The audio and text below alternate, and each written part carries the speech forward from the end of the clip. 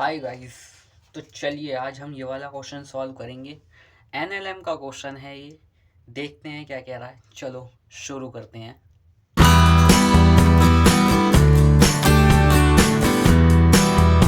तो देखिए क्वेश्चन क्या कह रहा है। A ball of mass 200 gram rest on vertical post of height 20 metre. ठीक है, समझना। एक वर्टिकल पोस्ट है, वर्टिकल है, जिसकी हाइट 20 मीटर है। ठीक है, इस पोस्ट की हाइट 20 मीटर है। अब यहाँ पर एक बॉल है जो कि रेस्ट पर रखी है। इस बॉल का मास जो है हम कैपिटल एम मान लेते हैं, जो कि हमें 200 ग्राम दिया है, और ये हो जाएगा 2/10 kg। इसको हम लिख सकते हैं 1/5 kg। ठीक है, बॉल का मास इतना kg हमें दे दिया गिवन। ठीक है, अब क्वेश्चन कह रहा है a bullet of mass 10 gram travelling in horizontal direction, ठीक है, hits the centre of ball after the collision both travels independently. समझना, एक बुलेट है जो कि हॉरिजॉन्टल चल के आ रही है, हॉरिजॉन्टल डायरेक्शन में चल के आ रही है। यानी कि ऐसे समझो कि ये हमारी बुलेट है और ये हॉरिजॉन्टली ऐसे चल के आ रही है, कुछ यू वेलोसिटी से सपोज करो ये चल के आ रही है, और इसने आके इसको हिट करा। हिट करने के बाद दोनों इंडिपेंडेंटली मूव करते हैं। ठीक है, तो क्या कह रहा है फिर उसके बाद, the ball hits the ground at the distance of 30 metre and the bullet at the distance of 120 metre from the foot of the post. ठीक है, कहने का मतलब ये है, हिट करने के बाद जो बॉल है वो पोस्ट के फुट से 30 मीटर आगे जाकर, 30 मीटर आगे जाकर यहाँ ग्राउंड पर टच करती है, हिट करती है। और ये जो बुलेट है ये पोस्ट के फुट से 120 मीटर आगे जाकर हिट करता है। सपोज करो 120 यहाँ आगे जाकर हिट करती है बुलेट। ये हमारी बुलेट है जो कि ग्राउंड को ऐसे हिट करती है इतनी दूर आगे जाकर। सही है। अब कहना ये चाह रहा है कि the value of initial velocity of bullet will be. इन्होंने बोला बुलेट की इनिशियल वेलोसिटी बतानी है, बस कितनी होगी, बस ये सवाल है। अब ध्यान से समझना, जो बुलेट की इनिशियल वेलोसिटी है वो हमने यू मानी है। ठीक है, अब बुलेट ऐसे आ रही थी यू वेलोसिटी से, आते आते आते आते बॉल से कोलाइड हुई। कोलाइड होने के बाद जो बॉल है वो ऐसे आके यहाँ गिर गई, और जो बुलेट है वो ऐसे आके यहाँ गिर गई। ठीक है, कुछ इस तरीके का बॉल का मोशन होगा। ठीक है, और कुछ इस तरीके का यहाँ से बुलेट का मोशन होगा। ठीक है सर, अब ध्यान समझना, अगर मैं इतने प्रोग्राम की बात करूं कोलाइड होने तक, ये कोलिजन तक की अगर मैं बात करूं इतने प्रोग्राम की, तो कोलिजन के टाइम मोमेंटम कंजर्व रहेगा। मोमेंटम कंजर्व रहेगा। हम ये लगा सकते हैं conservation of momentum for this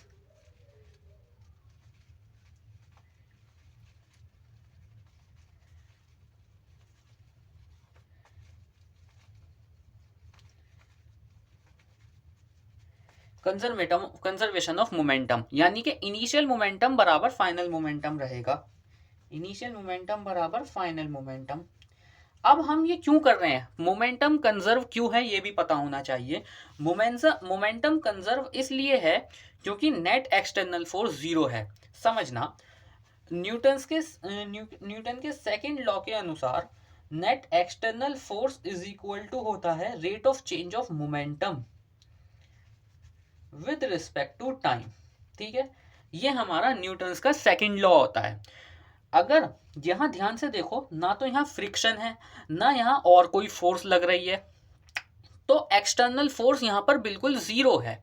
ठीक है, अगर एक्सटर्नल फोर्स यहां पर जीरो हो जाएगी तो जो चेंज ऑफ मोमेंटम है, rate of change of momentum है, या इसको अगर मैं ऐसे बोल दूं, डेल्टा पी बराबर जीरो हो जाएगा। जो चेंज होगा मोमेंटम में वो जीरो हो जाएगा, यानी कि रेट ऑफ चेंज जीरो हो जाएगा, छोटा सा चेंज जीरो हो जाएगा, तो ये डेल्टा पी भी जीरो हो जाएगा। और अगर रेट ऑफ चेंज जीरो हो जाएगा तो ध्यान दो, इसको हम क्या लिखते हैं, momentum final minus momentum initial बराबर जीरो।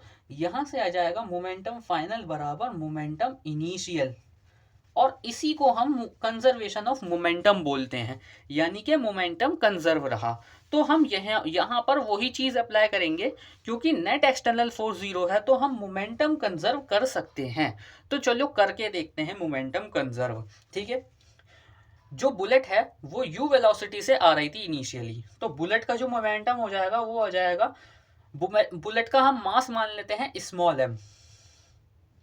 ठीक है, small M into U is equal to small M into U bullet का मोमेंटम, और बॉल का मोमेंटम जो होगा वो होगा जीरो, प्लस करके जीरो लिखेंगे क्योंकि बॉल रेस्ट पर है, रुकी हुई है, बराबर फाइनल मोमेंटम कितना हो जाएगा बुलेट का, final momentum small M into V मान लेते हैं, प्लस बॉल का फाइनल मोमेंटम हो जाएगा कैपिटल एम इंटू, हम इसे मान लेते हैं वी डैश, है ना, वी डैश।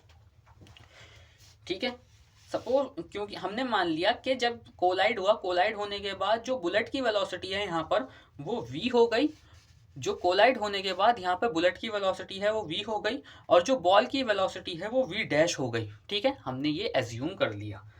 अब ध्यान दो, हमारे पास कैपिटल M की वैल्यू तो है, हमारे पास कैपिटल M की वैल्यू है, स्मॉल m की वैल्यू भी हमें क्वेश्चन में दे रखी है, यानी कि बॉल का और बुलेट का दोनों का मास क्वेश्चन में हमें गिवन है। ठीक है, हमें क्या चाहिए, हमें u की वैल्यू फाइंड करनी है, हमें v और v डैश नहीं पता, v और v डैश निकालना है। तो चलिए v और v डैश निकालने के लिए काम करते हैं अब। ठीक है, आ जाओ। सर कोलाइड होने के बाद बॉल की वेलोसिटी हमने मानी v डैश और बुलेट की वेलोसिटी हमने मानी v। ठीक है, तो यहां से लेके यहां तक के मोशन के लिए हम न्यूटन्स इक्वेशन का यूज कर सकते हैं, मोशन की इक्वेशन का यूज कर सकते हैं। ठीक है, हम यूज करेंगे मोशन की सेकंड इक्वेशन, मोशन की सेकंड इक्वेशन का हम यूज करेंगे वेलोसिटी निकालने के लिए, बट उससे पहले हमें टाइम निकालना होगा। ये जो बॉल है और ये जो बुलेट है, इन दोनों को यहां से लेके यहां जमीन तक आने में कितना टाइम लगा ये हमें पता करना होगा। तो पहले टाइम ही निकाल लेते हैं। ठीक है, टाइम हम निकालेंगे वर्टिकली सॉल्व करके। ठीक है, तो एक काम करते हैं, न्यूटन की सेकंड इक्वेशन यूज करते हैं वर्टिकल के लिए, S is equal to U T plus half A T square, ये होती है सेकंड इक्वेशन। ठीक है, मैं बॉल या बुलेट दोनों में से किसी एक के लिए सॉल्व कर लेता हूँ, दोनों का टाइम सेम ही आएगा। ठीक है, देखो एक काम करते हैं, बॉल के लिए सॉल्व कर लेते हैं।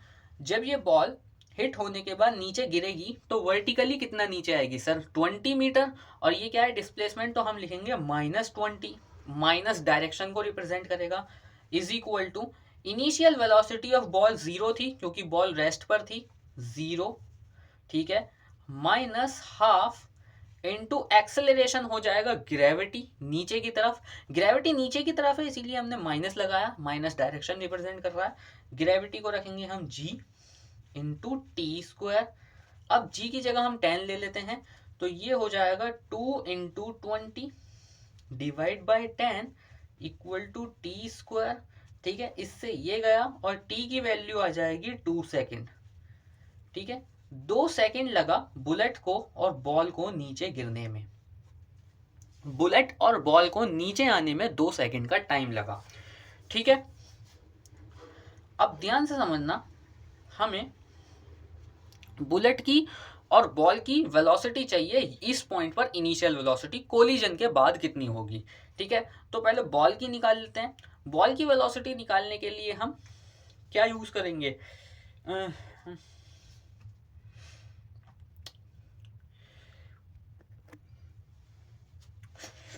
उसके लिए भी अब हम मोशन की सेकंड इक्वेशन का यूज करते हैं, S is equal to U T plus half A T square.